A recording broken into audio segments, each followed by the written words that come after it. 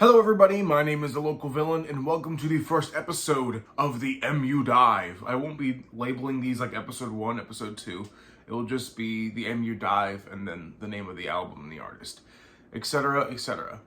Either way, if you don't know what the MU Dive is, I'm tackling this list, which is the MU Essentials, and I am in no special order covering these albums one by one, reviewing them. And today, I get to don an old armor piece of mine. Old Kanye fan activated. I took the hat off because my hair can't really handle hats that well anymore, but either way, I'm returning to an old personality of mine, a Kanye lover of sorts. Not really. I'm just reviewing Kanye West's My Beautiful Dark Twisted Fantasy. So before we get in, I have some brief words I just want to say.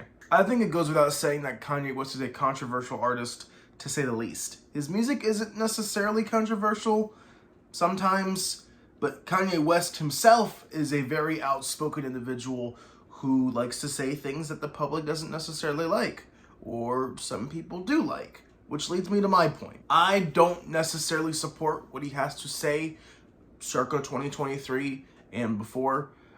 There are some things he said in the past that I'm kind of like, okay, I can kind of vibe with that, but the recent stuff I really can't get behind, nor is it really my place to kind of have an opinion on, etc. But I remind you that this is a review on the album My Beautiful Dark Twisted Fantasy, not a review on Kanye West as a person, though the album is kind of a huge critique on himself. So it's kind of going to happen that I'm going to draw comparisons between Kanye now versus Kanye then. But I may or may not do that. Who knows? But the option is there, so let it be known. With all that bullshit out of the way, I think I would like to try my best to not repeat what people have been saying about this album for well over a decade, because at this point it's just a kind of cascading effect of people bouncing the same opinion back and forth.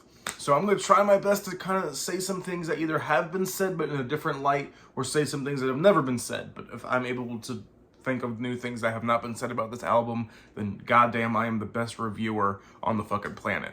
So, once again, with all that being said, the first thing I want to tackle is the straight sonics of the record. Let's go. There's always this sense of airtightness to this record that I just can't seem to hear anywhere else in music.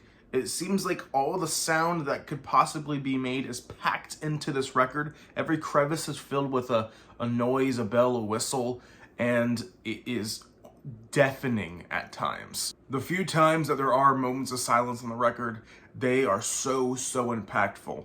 It's like Kanye is saying, if there's anything you take away from this record, it is these moments right here. And they stand out way above the rest of the cacophony of noise that is just thrown at you. Some notable examples is the beginning of Lost in the World and the interlude to All of the Lights. Now, mentioning that cacophony of noise from earlier, it can all feel very overstimulating at times. It's like Kanye is purposely overloading our eardrums to draw us away from what he is trying to say on the record, which thematically is very beautiful. From the soaring guitars on Devil in a New Dress, or the same guitars on Hell of a Life, Kanye's not afraid to take one instrument and completely flip it on its head, emotion-wise. One more thing I like to cover while we're in this part of the review is just the beautiful solo at the end of Runaway. Even after all the craziness Kanye has done, I still find Runaway to be one of the most beautiful and honestly one of my favorite songs of all time. The solo always finds a way to make me tear up or give me goosebumps, just without fail.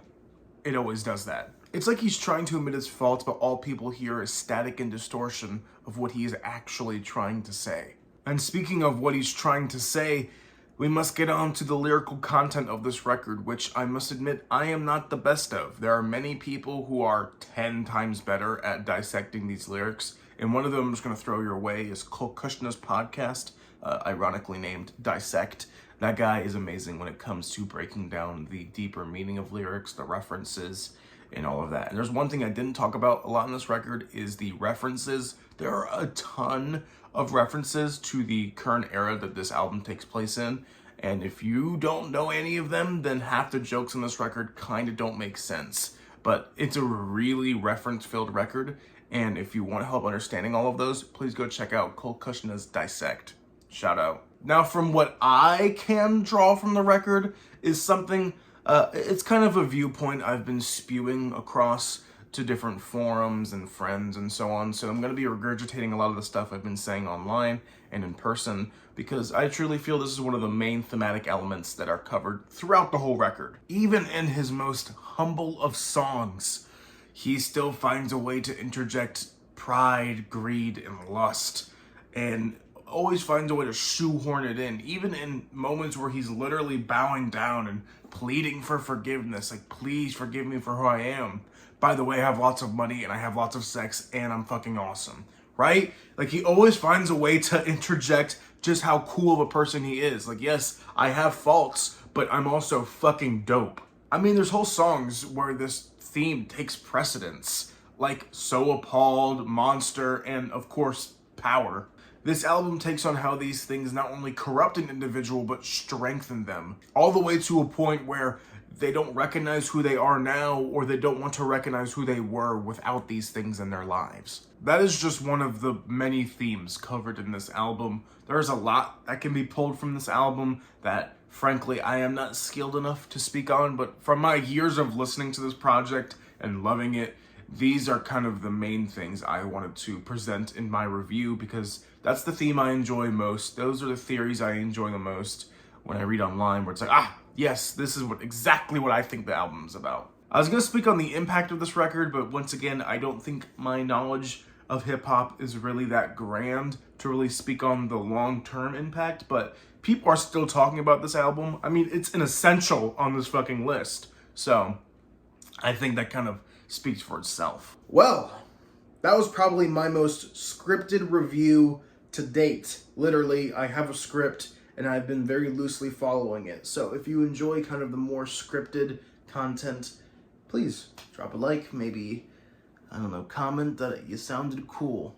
Either way, we're gonna get on to the score now. I think with everything being said, and not accounting for the impact, just the record itself, because I think it's important to look at a record where it stands in its time, all of that. Because if you look at the impact, I mean, all of these deserve to be 10s because they're essentials, right?